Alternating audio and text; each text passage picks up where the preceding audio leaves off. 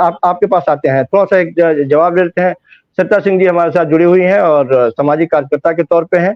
कविता जी आपके यहाँ आने से पहले हम सरिता जी से पूछना चाहते हैं, क्या आपको ऐसा लगता है कि आप जब अपने बच्चों को पढ़ाती हैं तो देश के प्रधानमंत्री जी ने आपको याद होगा कि कैसे एक न्यूज़ चैनल पर कहा था कि इस जी न्यूज़ के बाहर भी एक खुमचे पर कोई पकौड़ा तोलता है तो वो भी रोज़गार है, तो रोज़गार की कमी नहीं है हिंदुस्तान में।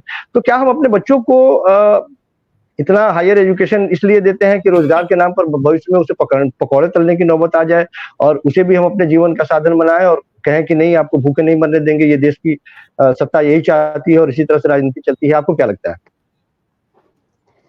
जी, मुझे लगता है कि हर पेरेंट्स अपने बच्चे को इसीलिए पढ़ाते हैं ताकि उनको अच्छी शिक्षा इसीलिए दी जाती है ताकि उनको अच्छी नौकरी मिले। अच्छी शिक्षा का मतलब ये नहीं है कि आप पढ़ लिख के जाओ और वड़ा पाव तलो, समोसे बेचो और चाय बनाओ। मैं आपको बोलना चाहूँगी कि मैं अपनी आँखों से देखती हूँ कि कॉलेज के सामने मैं जाती हूँ, जहाँ पे एमबीए किया हुआ एक लड़का है, जो चाय बेचता है और वड़ा पाव बेचता है। तो हम सरकार इसलिए चुन के नहीं लाते, हम पढ़ाई इसलिए नहीं करते हैं कि हमें आगे जाके पढ़ लिख के ऐसा जॉब करना चाहे जो हम नहीं करना चाहते हैं। अगर वो रोज़गार का वादा किए हैं तो उन्हें रोज़गार देना चाहिए। हम सरकार किस लिए चुन के लाते हैं?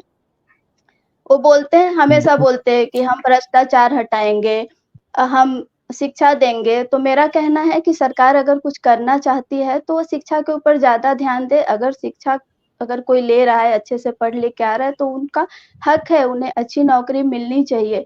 वो सत्ता में जब आए थे तो यही बोल के आए थे ना कि हम डीज़ल पेट्रोल का भाव कम करेंगे, हम स्मार्ट सिटी बनाएँगे, रुपए का कीमत जो एक है चीज़ डॉलर से ज़्यादा ये होगा, राइट? ये हाँ। ये सारी इन सारे मुद्दों पर तो घेरने वाले घेरते ही हैं। हम आपसे ये जानना चाहते हैं हुँ, कि यदि जी। उन्होंने मंदिर का वादा किया था तो भव्य मंदिर निर्माण कर दिया। तो मंदिर हुँ, निर्माण हुँ। यदि कर दिया और मंदिर निर्माण की बात वो बार-बार कह रहे हैं तो बुरा क्या है? फिर आपको मानने में क्या गुरेज है कि मंदिर उन्होंने कहा निर्माण किया, जो लोग विरोध कर रहे थे उनको मानने उसका में सज़ा कोई मिलना चाहिए गुरेज अभी। नहीं है। जी। तो मैं देखिए हर इंसान अपने अपने हिसाब से भक्ति भाव करता है, हर इंसान अपने हिसाब से भगवान को मानता है। ऐसा नहीं है कि हम दिन-रात राम-राम जपेंगे तो ही राम हमारे मन में और हृदय में है। हमारा कहना ये है कि राम मंदिर तो आप बना दिए, जो बनाना था बना दिए और काफ़ी भक्तजन जाते हैं, दर्शन करते, खुश होते हैं। लेकिन रोटी का क्या? सिर्फ़ राम नाम जपने से थोड़ी हमें रोज़गार मिल जा रहा है, थोड़ी हमारा पेट भर जा रहा है। जो राशन का भाव बढ़ा हुआ है, जो सिलेंडर का भाव बढ़ा हुआ है, एक मिडल क्लास फैमिली, एक लोअर मिडल क्लास फैमिली किस तरीके से ये सरकार में सत्ता में आने के बाद किस तरीके से अपना घर चला रही है, वो उनको पता है। तो उन्हें अगर कुछ करना है तो वो शिक्षा फ्री कर दे। महिलाओं की सुरक्षा की बात कर रहे थे राहुल जी, तो मैं जानना चाहती हूँ कि कितनी महिलाएँ सुरक्षित हैं और कितने वारदात हैं जो अभी नहीं हो रहे? अगर इसी तरीके से चलता रहा तो मुझे लगता है कि वारदात और बढ़ेगा।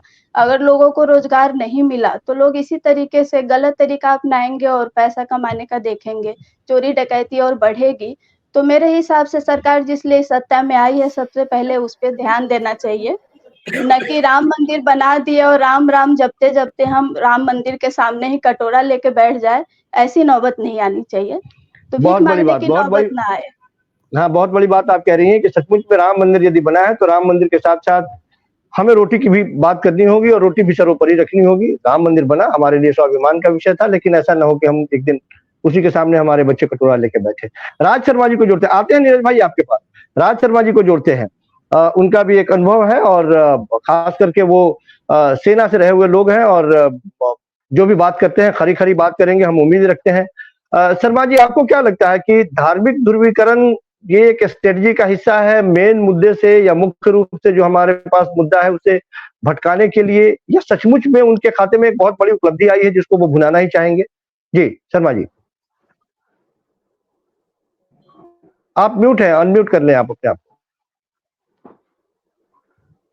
संजीव भाई, मुझे जब देश में मैं देखता हूं कि राहुल भाई जैसे यंग लड़के जब बात करते हैं, धर्म की बात करते हैं कि धर्म में ही सब कुछ है, तो मुझे दुख तो पहुंचता है।